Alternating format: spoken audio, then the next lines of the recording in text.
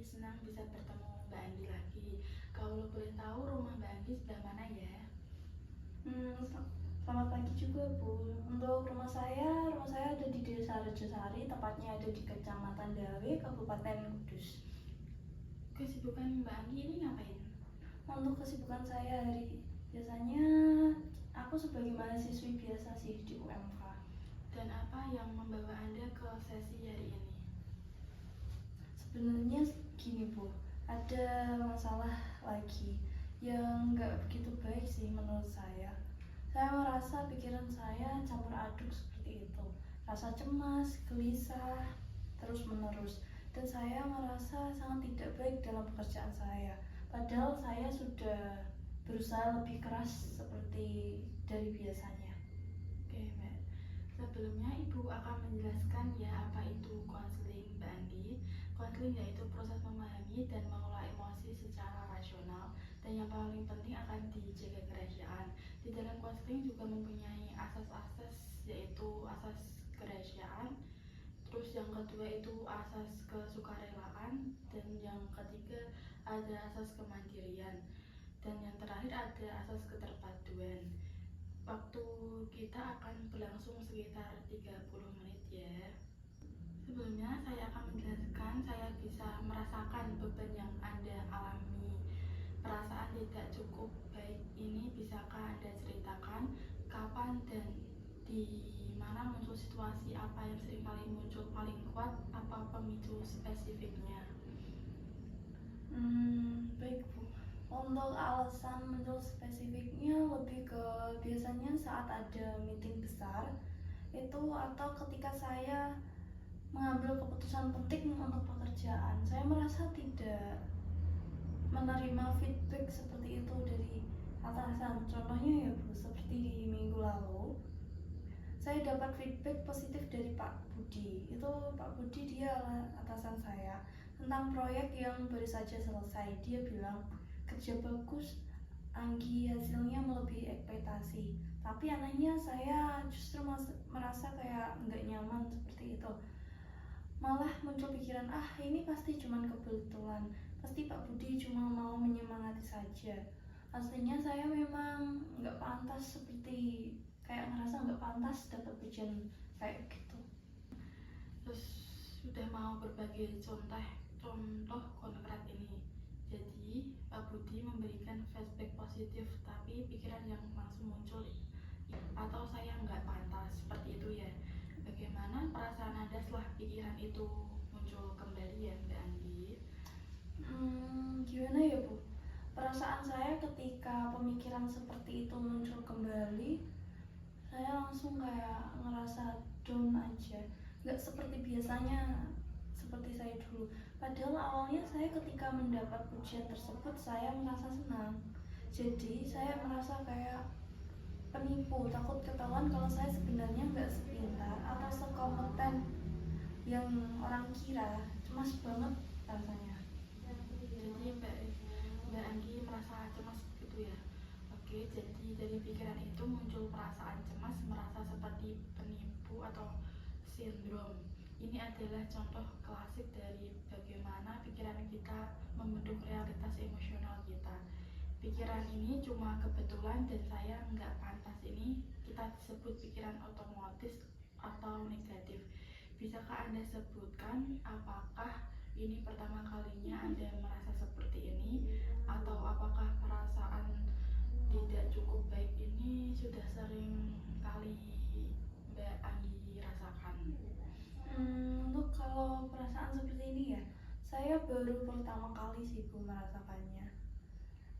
Rasanya kayak nggak selama itu, mungkin sekitar 2 tahun lalu. Sejak saya kecil, saya ingat banget, saya selalu merasa harus jadi yang terbaik, harus yang jadi sempurna, orang yang melakukan kegiatan semuanya sempurna, supaya orang lain yang sayang saya, atau supaya saya nggak dimarahin.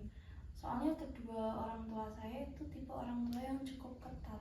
Kalau nilai saya tidak 100, pasti ada aja komentar. Rasanya seperti takut mengecewakan mereka. Rasanya saya harus membuktikan kalau diri saya itu pantas.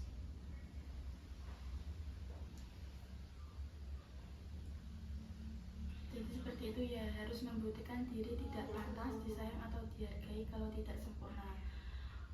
Ini adalah keyakinan Mbak Anggi. Jadi perasaan tidak cukup baik ini akarnya sudah cukup dalam. Berawal dari pengalaman masa kecil Anda, ada keyakinan dasar bahwa Anda harus sempurna untuk bisa pantas dihargai atau disayang. Apakah saya menangkapnya dengan benar? Iya benar. Rasanya kayak gimana ya Bu untuk menjelasannya? Rasanya berat sekali untuk membawa beban yang seberat itu bagi saya. Saya bisa bayangkan betapa beratnya keyakinan dasar seperti ini. Kita sebut keyakinan ini negatif. Ini seperti lensa yang Anda gunakan untuk melihat diri sendiri di dunia.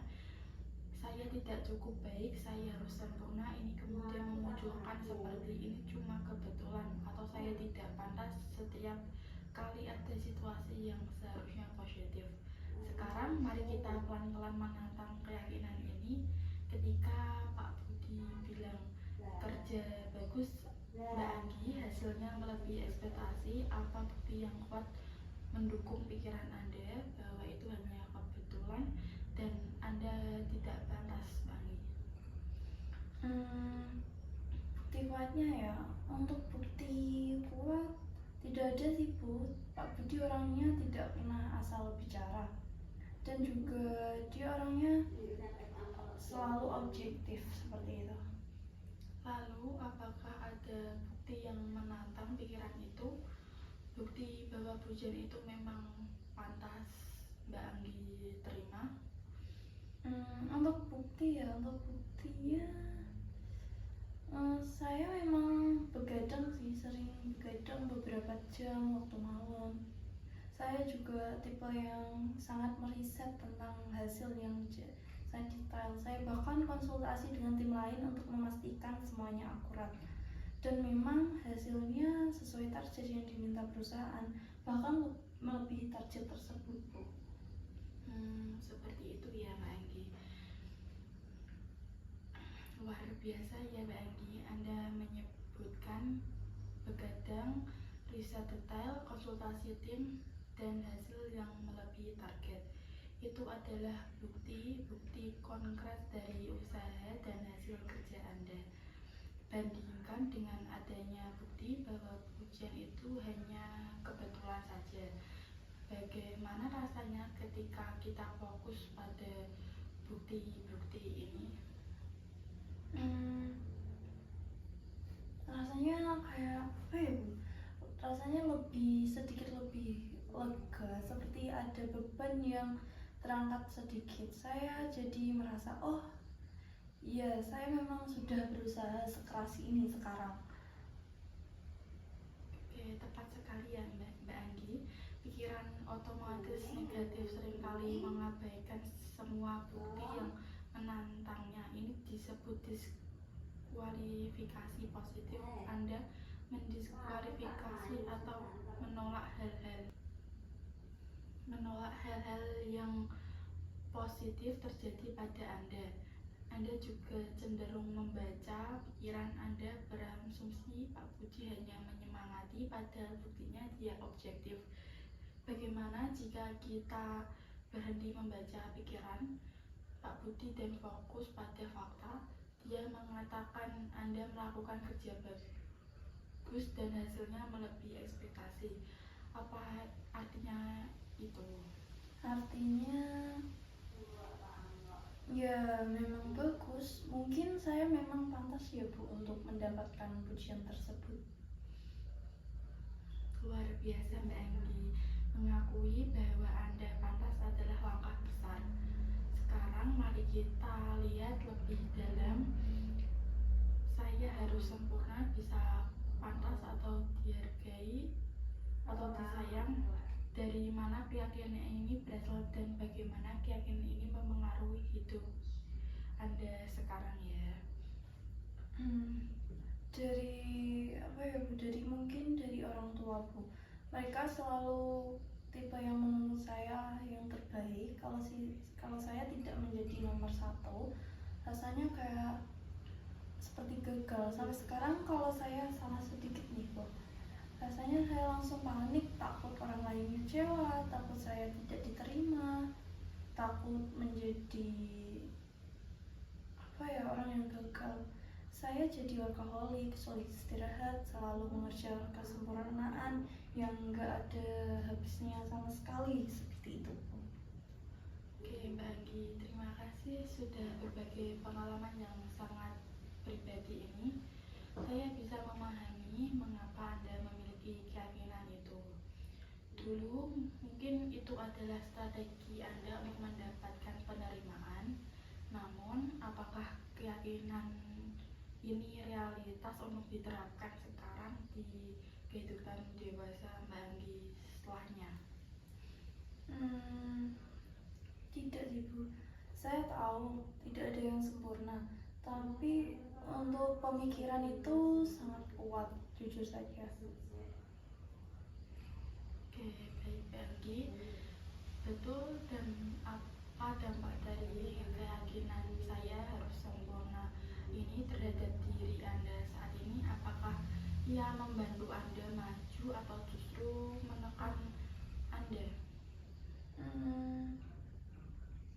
Menekan sih Bu, sejujurnya saya kayak merasa tertekan, saya merasa jadi cemas terus, atau mungkin udah lelah dan tidak merasa puas. Padahal orang lain nih Bu melihat saya terasa kayak kerjaan saya sempurna, selalu memuji kerjaan saya, tapi saya rasanya tidak bahagia dengan hal tersebut. Oke, jadi keyakinan ini meskipun mungkin dulu ada tujuannya, sekarang justru merugikan Anda. Kita bisa mengganti lensa dengan lensa baru yang lebih realitas dan memberdayakan. Bagaimana jika kita coba rumuskan keyakinan ini yang lebih sehat? Misalnya, alih-alih saya harus sempurna, bagaimana dengan saya cukup berharga apa adanya dan saya akan terus belajar serta berkembang, atau kesalahan adalah bagian dari proses belajar dan saya tetap pantas dihargai, ya Mbak? Untuk hal tersebut, yang kedua Bu, kesalahan adalah bagian dari proses belajar, tapi kayak saya merasa tetap pantas dihargai, itu mungkin terasa lebih ringan Bu untuk saya. Seperti itu ya Mbak, saya mulai paham. Jadi saya harus lebih sadar ya Bu atas pemikiran saya sendiri dan coba menanam pemikiran yang akurat itu. Saya akan coba kembali Bu untuk saran-sarannya. Ini terdengar menantang, tapi saya merasa lebih punya pegangan sekarang. Saya tidak ingin terjebak lagi dengan perasaan yang tidak cukup baik seperti itu, perasaan yang membingungkan saya sendiri. Oke, luar biasa Mbak Anggi. Ingat, ini adalah perjalanan. Akan ada hari-hari yang sulit, tapi setiap kali Anda berhasil menantang satu pikiran negatif, Anda semakin kuat. Saya sangat yakin Anda bisa. Kita akan bertemu lagi minggu depan untuk membahas pengalaman Anda. Jangan ragu menghubungi jika ada pertanyaan ya Mbak Anggi. Baik Bu, terima kasih ya Bu atas sarannya. Rasanya saya merasa lebih tenang dan agak enteng sekarang.